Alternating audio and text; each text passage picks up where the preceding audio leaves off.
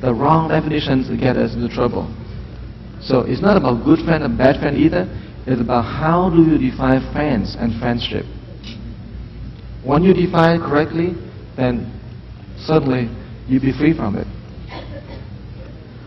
Do that make sense? So understanding what it is that you seek in a friendship, whether it is to give or to receive, give the love and to help. But you need to define friendship.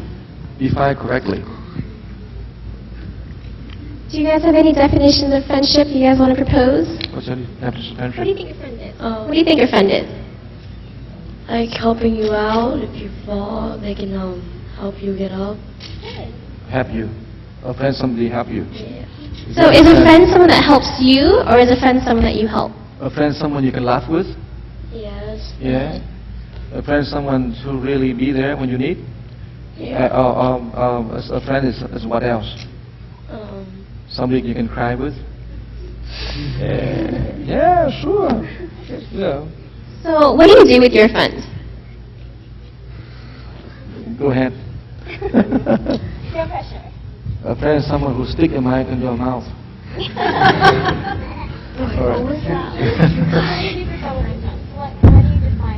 How do you define a friend? How do you define friendship? Go ahead. Andrew, how do you define a friend? I think friendship is a very broad term. Anyone you meet that you have anything in common with, you can be friends with them. Anything that you like, you can be friends with them right away. It's very simple. Friend isn't, to me, friendship isn't determined by what you can do for them or what they can do for you. It's what you share in common, the goals, family, tradition.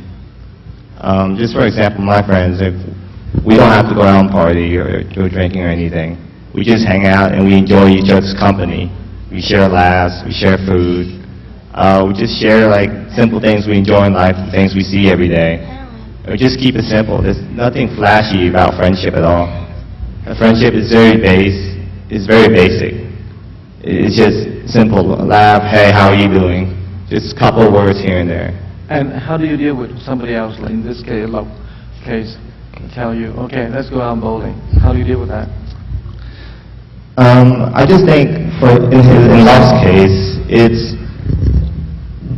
even though he's tired, I agree with Love that he hasn't seen his friend in a long time. It's just his friend wanting to see him. It's hard. It depends on each person. But in Love's case, I really can't state my opinion. Like me, if my friend asked that, I haven't seen my friend in a long time, and this is like one of the few opportunities to see my friend, I would go. I would do the same thing he did. I would go and see him and say hi and enjoy each other's company. I guess it's one of those. And the Love's friend, you are very appreciative because you have gone out in the evening, even you're tired, you'd have done something for that. So that go back to the definition, what is friends? And your definition, if you brought it up, then you feel happy. Yeah. So you don't need to reserve any energy for yourself, yes? I guess it's one of those things where you have to like compromise, because for friendship, you always have to meet halfway at some point. How important do you guys think it is to be comfortable with your friends? Meaning not to be obliged, because it seems like you guys are obliged to go out, like you'll feel bad and that kind of stuff. But I think one of the main purposes of friends is to be comfortable, to share those laughs, like you said, and to share those happy times, and to be able to help, and to be able to get help, that kind of stuff. So how do you guys think, how important is comfort in a friendship? I think it's pretty important. It's probably one of the most important things, because if you're not comfortable with your friends, then they're probably not friends.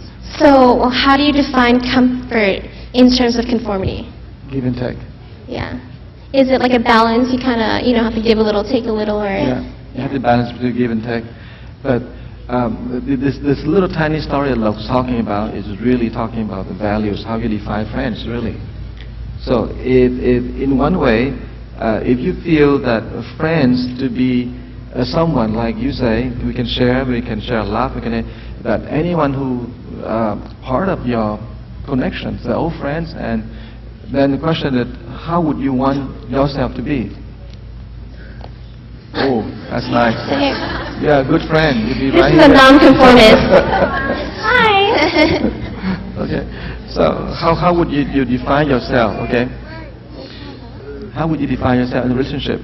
And if you define yourself in the relationship is the giver, then you share, you give a lot, and you never ask, what you need to have back. You don't ask for return. You just keep giving. So in that case, you turn the kind of guilt trip into something else, in a joy giving. Okay, I'm going out and give joy to people. So it's how you interpret it. Instead of being like, I have to go, being like, I'm giving my friend happiness. Yes, right. And that way it's not necessarily conformity, it's doing somebody not a favor, but you're helping them share that happiness or something along those lines. Yeah, so we play around with the concept of friendship exactly. Okay. And how do we can get out of it? Meaning, how do we don't get stuck? We don't feel that's a guilt trip. We don't feel that's a pressure. We don't feel that is something we need to conform. So we're just about out of time. So in short, what it comes down to is conformity is based on insecurities or the power of a friend to feel that authority to manipulate. And how you can counter that is just by having a really strong sense of foundation, which you can receive from your family through the value system that your family has. And in terms of dealing with specific relationships like Bien, Hulk, and Lau, then you can just change your viewpoint, change your interpretation of the situation such that it's not necessarily a guilt trip, it's not necessarily I have to do this for my friend, but I want to do this to give my friend that sense of happiness in return. Does that sound about right? Okay, so thank you everybody for your fine participation. Thank you, Tai, for your wisdom, and thank you, viewers. Bye.